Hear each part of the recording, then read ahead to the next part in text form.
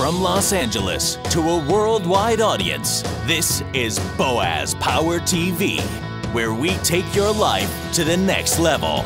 Now, internationally known speaker and author, here's Boaz. Hi, welcome to the Power Show. You are part of the Power Nation, and I'm so delighted that you're here, because here we help you to improve your relationships, your finances, your health, and your career as we take your life to the next level. This is episode number 102 on Boaz Power TV, and I call this He Created His Own Identity. As you may know from watching my episodes, I like to share stories of people who inspire us, who get us to be better than we think we can be to accomplish more in life.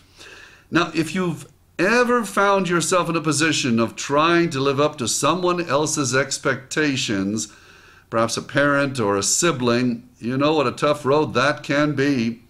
It certainly was for a fellow named Ian. His father was larger than life, a war hero, and very articulate. During his childhood, he and his brothers were instructed to pray that they could be as good as their father. Oh my gosh. Eventually, his brother would become an academic star, a well-known journalist, and another tough act to follow. Ian was born into a wealthy family in London in 1908. His grandfather was a rich Scottish banker. His father, named Valentine, was a major in the army and a member of parliament. How'd you like to follow those steps? He was killed in World War I when Ian was 9. Unfortunate. To exemplify the family's social standing, Winston Churchill wrote the obituary. Ian's mother, Evelyn, inherited her husband's large estate in trust. Although that made her a very wealthy woman, the trust stipulated that she would lose the entire inheritance if she remarried. Valentine wanted to make sure she remained his widow forever. Okay, no comment. Ian's education, through some time in a military academy, was in England. He then studied languages at universities in Austria, Germany, and Switzerland. It was in the small town of Kitzbühel, Austria, in an environment that was totally different from the strict and conventional campuses in England, that Ian finally found a place to create his own identity. This was where none of the students knew his war hero father or his academic star brother. The students only knew Ian as a handsome, rakish, cultured young man who had a great wit and a great confidence with women. Although feeling better about himself at this point, Ian did not have a clear vision about his career. An attempt at the Foreign Service failed when he did not pass the entrance exam. Now, after that, following in the footsteps of his brother Peter, he became a journalist, joining Reuters. Some writing ability was shown when he reported on a spy trial in Russia. However, he soon discovered how little money journalists make and sought his fortune in banking and by being a stockbroker in London.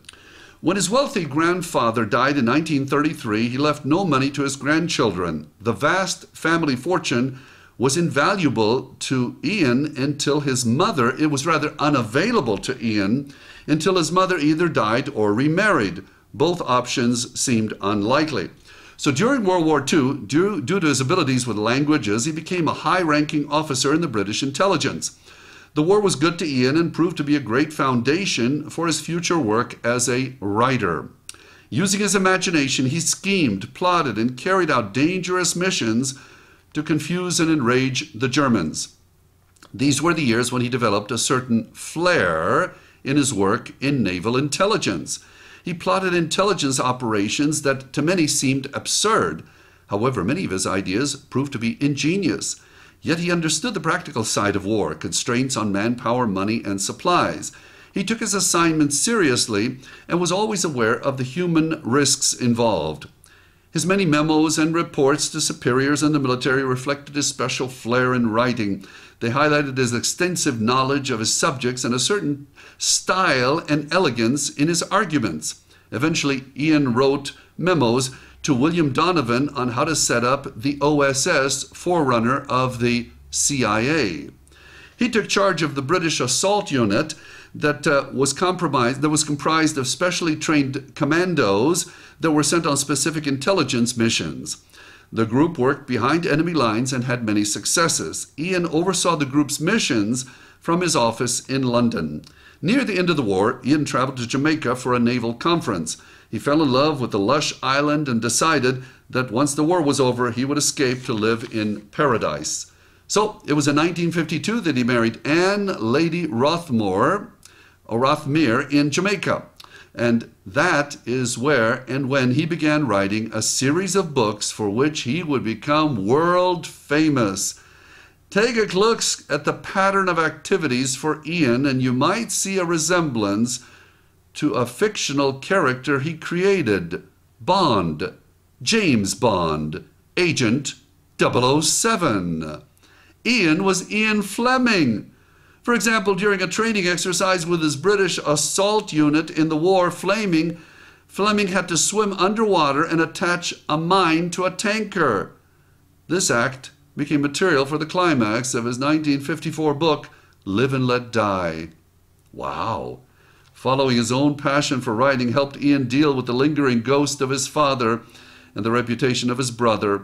Perhaps there is a passion in you that can help you define yourself and allow you to get out from under someone else's umbrella. Maybe there's a secret agent inside you who desires to create some exciting missions in life by following your passion. What a great story. And here's the affirmation for this episode of Boaz Power TV. It's a passion affirmation. You may want to write it down. I am identifying and pursuing that for which I am passionate. I am identifying and pursuing that for which I am passionate. Isn't it incredible? So when I was in high school and college, I wanted to be a newscaster, a television newscaster. I ended up going into advertising, but now because of the internet and because of these cameras and equipment around me, I now have my own TV show worldwide. So if I can do that, what can you do? Anything you decide. Thanks for joining me. You like these messages, and a lot of people around the world really do. Please forward this to 5 people you know. Suggest to go to my website, boazpower.com, and subscribe to this free weekly broadcast of Boaz Power TV. You are special, you are unique, you are destined for greatness. I see it in you. You are a champion. Have a powerful day. This has been Boaz Power TV.